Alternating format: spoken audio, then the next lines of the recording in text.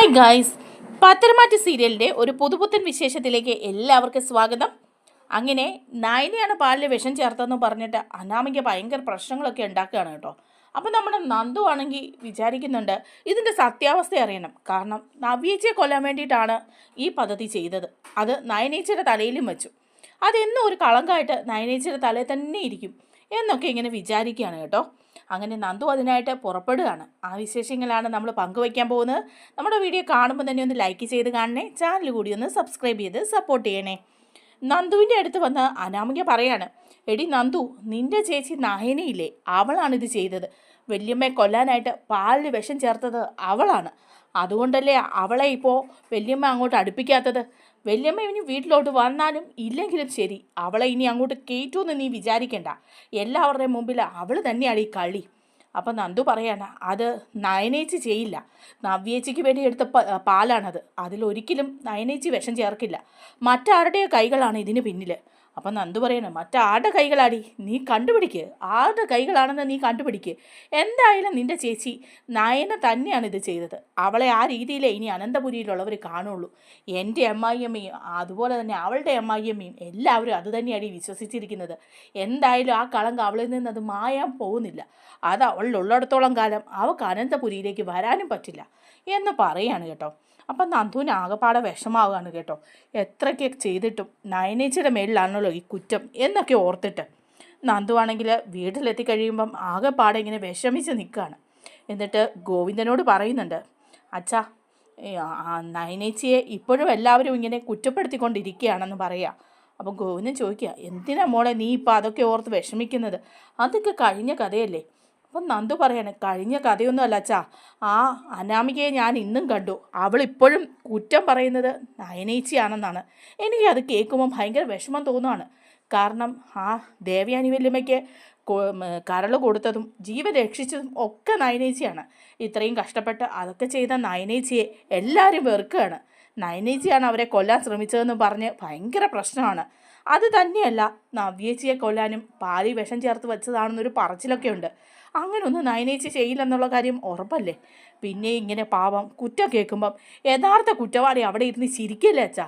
അപ്പം ഗോവിന്ദൻ പറയുന്നുണ്ട്, ശരിയാ മോളെ, ഇതാര് ചെയ്താണേലും അതെന്തുമാത്രം വലിയ ക്രൂരതയാണ്. അത് നമ്മുടെ നവ്യമോളാണ് ആ പാല് കുടിച്ചിരുന്നെങ്കിൽ ഇപ്പോൾ അവൾ എന്താകുമായിരുന്നു?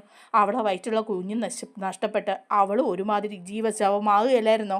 അവൾ രക്ഷപ്പെടുമെന്ന് പോലും പറയാൻ പറ്റുമായിരുന്നോ? അത് ദേവയാനി കുടിച്ചിട്ട് അവരുടെ അവസ്ഥ എന്തായി? ഇത്രയധികം പ്രശ്നങ്ങൾക്കൊക്കെ കാരണം ആ ക്രൂര മനസ്സുള്ള ആളാണ്. ആരോ ഒരു പെരുങ്കള്ളിയോ പെരുങ്കള്ളനോ അവിടെ ഇരുന്ന് ചിരിക്കുന്നുണ്ട് മോളെ എന്ന് പറയുമ്പോൾ നന്ദു പറയാണ്, എന്തായാലും അച്ഛാ, നമുക്കത് ആരാണെന്ന് കണ്ടെത്തുക തന്നെ ചെയ്യണമെന്ന് പറയാം. അതിന് മോളിപ്പോൾ എന്ത് ചെയ്യാനാണെന്ന് ചോദിക്കുകയാണ്. അപ്പം നന്ദു പറയുന്നുണ്ട്, എൻ്റെ കുറേ ഫ്രണ്ട്സൊക്കെ പോലീസിലുണ്ട്, SI ട്രെയിനിങ്ങിലൊക്കെ എൻ്റെ കൂടെ ഉണ്ടായിരുന്നവരാണ്. അതുകൊണ്ട് അവരുടെ കൂടെ കൂടിയിട്ട് ഇതിലൊരു സ്വതന്ത്രമായ ഒരു അന്വേഷണം നടത്താനായിട്ട് ഞാൻ തീരുമാനിച്ചിരിക്കുക അച്ഛാ. യഥാർത്ഥ കുറ്റവാളിയെ ഞാൻ കൊണ്ടുവരും. അതിനുവേണ്ടി ഞാൻ ശ്രമിക്കുകയും ചെയ്യുമെന്ന് പറയാണ് കേട്ടോ. അങ്ങനെ നന്ദു അതിനായിട്ട് ഇറങ്ങിത്തിരിക്കുകയാണ്. അങ്ങനെ നന്ദു എല്ലായിടത്തൂടെയും ഇങ്ങനെ അന്വേഷിച്ച് നടക്കുകയാണ് കേട്ടോ. അങ്ങനെ ഇരിക്കുമ്പോൾ നവ്യോട് വിളിച്ച് പറയുന്നുണ്ട്, എന്തെങ്കിലും ഒരു തെളിവ് അവിടെ നിന്ന് കിട്ടുകയാണെന്നുണ്ടെങ്കിൽ അത് എനിക്ക് തരണമെന്ന് പറയാണ്. അങ്ങനെ നവ്യ അതിന് വേണ്ടിയിട്ടൊക്കെ ഒരു ശ്രമം നടത്തുകയാണ് എല്ലായിടത്തും. അപ്പോഴാണ് ഡസ്റ്റ്ബിനിൽ നിന്ന് ആ കുപ്പി കിട്ടുന്നത് കേട്ടോ, ആ വിഷത്തിൻ്റെ കുപ്പി. അപ്പോൾ അപരിചിതമായ ആ കുപ്പി കാണുമ്പം നവ്യയ്ക്ക് തോന്നുക, ഇതിലെന്തോ ഉണ്ടല്ലോ, ഇത് നന്ദുവിന് കൊടുത്താലോ, ഇതാണെങ്കിലോ, ഇനി ഇതെന്തെങ്കിലും ഒരു തെളിവാണെങ്കിലോ എന്നൊക്കെ നവ്യ വിചാരിക്കുകയാണ്. അങ്ങനെ നവ്യ നന്ദുവിന് ആ കുപ്പി കൊണ്ട് കൊടുക്കുകയാണ്. എന്നിട്ട് പറയുന്നുണ്ട്, മോളെ നന്ദു, ഇതവിടെ ഡസ്റ്റ്ബിനിൽ നിന്ന് കിട്ടിയതാണ്. അതുകൊണ്ട് തന്നെ ഇതിൽ എന്തെങ്കിലും പ്രശ്നമുണ്ടോ എന്നൊന്നും എനിക്കറിയില്ല. പക്ഷേ എന്തോ ഒരു അപാകത തോന്നിയത് കൊണ്ടാണ് ഞാൻ അതെടുത്ത് നിൻ്റെ കൊണ്ട് തന്നതെന്ന് പറയാണ്. അപ്പം നന്ദു അതെടുത്ത് പരിശോധിക്കുന്നുണ്ട്. അതിനെക്കുറിച്ച് കാര്യങ്ങളൊക്കെ സെർച്ച് ചെയ്യുകയും അന്വേഷിക്കുകയൊക്കെ ചെയ്യുകയാണ്. അപ്പോൾ അതൊരു വിഷമാണ്. ഈ മാരക വിഷം തന്നെയാണ് ദേവയാനിയുടെ ഉള്ളിൽ ചെന്നിരിക്കുന്നതെന്നൊക്കെ നന്ദുവിന് മനസ്സിലാകുകയാണ് കേട്ടോ. നന്ദുവിൻ്റെ ഫ്രണ്ട്സ് അതിനെ ഒരുപാട് സഹായിക്കുന്നുമുണ്ട്. അങ്ങനെയൊക്കെ ആയിക്കഴിയുമ്പം നന്ദു അനിയെ വിളിക്കുകയാണ്. അനിയോട് പറയുന്നുണ്ട്, അനി, ഒരു കാര്യം പറയാനാണ് ഞാൻ വിളിച്ചതെന്ന് പറയാം. എന്താ നന്ദു എന്ന് ചോദിക്കുകയാണ്. അനാമിക എന്നെ വെല്ലുവിളിച്ചിട്ട് പോയി, ഇങ്ങനൊരു കാര്യം ചെയ്തത് നയനേച്ചിയാണ് എന്ന് പറഞ്ഞിട്ട്. അങ്ങനെയുള്ളപ്പം അതിൻ്റെ കാര്യങ്ങളൊക്കെ അറിയണ്ടേ, അതുകൊണ്ടാണ് ഞാൻ ചോദിക്കുന്നത്. നയനേച്ചിയാണോ ഇങ്ങനൊരു കാര്യം ചെയ്തതെന്ന് അന്വേഷിക്കാൻ ഞാൻ ഇറങ്ങി പുറപ്പെട്ടു. അപ്പോൾ നിങ്ങളുടെ വീട്ടിൽ നിന്ന് തന്നെ എനിക്ക് ചില കാര്യങ്ങളൊക്കെ കിട്ടി. ഇങ്ങനെ ഒരു കുപ്പി കിട്ടി, നവ്യേച്ചി എന്നെ ഏൽപ്പിച്ചത്. അതിനെക്കുറിച്ച് അന്വേഷിച്ചപ്പം ഒരു മാരകമായ വിഷത്തിൻ്റെ കുപ്പി തന്നെയാണ്. അതിൻ്റെ സീലും എല്ലാം നോക്കുമ്പം അത് വിറ്റിരിക്കുന്ന കടയുടെ അഡ്രസ്സും ഒക്കെ നമുക്ക് കിട്ടിയിട്ടുണ്ട് എന്ന് പറയുന്നു. അപ്പോൾ അനി പറയുന്നുണ്ട്, ശരിയാ, അത് ശരിയാണല്ലോ ഈ പറഞ്ഞത്. അങ്ങനെ ഒരു കാര്യം വീട്ടിൽ നിന്ന് കിട്ടിയെങ്കിൽ അത് ആര് വാങ്ങിയെടുത്തെന്നൊക്കെ ഇനി അന്വേഷിക്കാനായിട്ട് പറ്റുമല്ലോ എന്നിങ്ങനെ പറയുകയാണ് കേട്ടോ.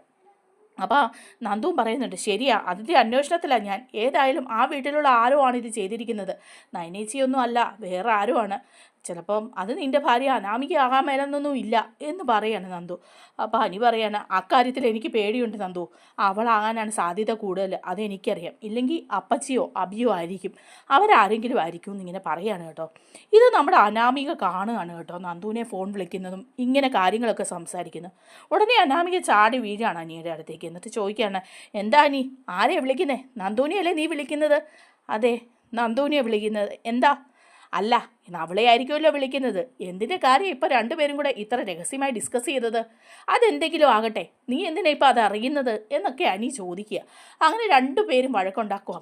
അപ്പോൾ ഉള്ളിൻ്റെ ഉള്ളിൽ ഭയങ്കരമായിട്ട് അനാമികയ്ക്ക് ഒരു പേടിയൊക്കെ തോന്നുകയാണ്. അപ്പോൾ അനാമിക ഇങ്ങനെ മനസ്സിൽ വിചാരിക്കുകയാണ് കേട്ടോ, എന്തെങ്കിലും ചെയ്ത് ഇതൊന്ന് ബ്ലോക്ക് ചെയ്യണമല്ലോ, ഇവരെ രണ്ടുപേരെയും കൂടെ എന്തെങ്കിലും ചെയ്യണമല്ലോ എന്ന് പറയണം. അങ്ങനെ ഉടനെ തന്നെ അനാമിക അച്ഛനെ വിളിക്കുകയാണ്. എന്നിട്ട് വേണുവിനോട് പറയാണ്, നമുക്ക് ചെറിയൊരു സംഭവം ചെയ്യണം അച്ഛാ. ആ നന്ദുവിനെയും അനുവിനെയും ഇങ്ങനെ വിട്ടാൽ പറ്റില്ല. അവർ ആ മരുന്നിൻ്റെ കാര്യമൊക്കെ അന്വേഷിച്ച് കണ്ടെത്തുന്നുണ്ട്. അതുകൊണ്ട് അവരെ ഉടനെ തന്നെ അകത്താക്കാൻ എന്തെങ്കിലും ഒരു പരിപാടി ചെയ്യണം. അനി ഏതായാലും അവനെ ഒരു പിടുത്തമിടാനായിട്ട് ഇതേ മാർഗമുള്ളൂ. അച്ഛനൊരു ഐഡിയ പറയാമെന്ന് പറയണം. അപ്പോൾ വേണു പറയാണ്, മോളെ ഒരു കടന്ന കൈയാണ്, അവനെ ഇപ്പം ഈ രീതിയിൽ പിടിച്ചാൽ ചിലപ്പോൾ നമുക്ക് കിട്ടും, അതുകൊണ്ട് അച്ഛൻ പറയാമെന്ന് പറയാണ്. എന്നിട്ട് വേണു പറയാണ്, അവർ രണ്ടുപേരെയും ഒരു ലോഡ്ജിലോട്ടോ വല്ലതും വിളിച്ചു വരുത്തിയിട്ട് അവിടുന്ന് രണ്ടുപേരെയും കൂടെ അനാശാസ്യത്തിന് അറസ്റ്റ് ചെയ്യിക്കണം മോളെ, അത് നമുക്ക് ഏറ്റവും വലിയൊരു പിടിവള്ളിയാവുമെന്ന് പറയുകയാണ് കേട്ടോ. പിന്നെ അനി നീ പറയുന്ന അനുസരിച്ച് ജീവിച്ചോളൂ എന്നും പറയുക. നന്ദുവിൻ്റെ ഭാവിയാണെങ്കിൽ അവിടെ തീരുകയും ചെയ്യും. അപ്പോൾ അനാമികയ്ക്ക് അതങ്ങ് ഇഷ്ടപ്പെടുകയാണ്. അച്ഛൻ അതിന് വേണ്ട ഏർപ്പാടുകളൊക്കെ ചെയ്തോളൂ എന്ന് പറയുകയാണ് കേട്ടോ അനാമിക. അനി അവൻ്റെ അഹങ്കാരത്തിനൊരു പൂട്ട് വീഴ്ത്തണം, നന്ദു അവളുടെ ജീവിതവും തകരണം എന്നൊക്കെ ഇങ്ങനെ അനാമിക പറയുകയാണ്. അങ്ങനെ വേണു ഒരാളെ ഏർപ്പാട് ചെയ്യുകയാണ് കേട്ടോ.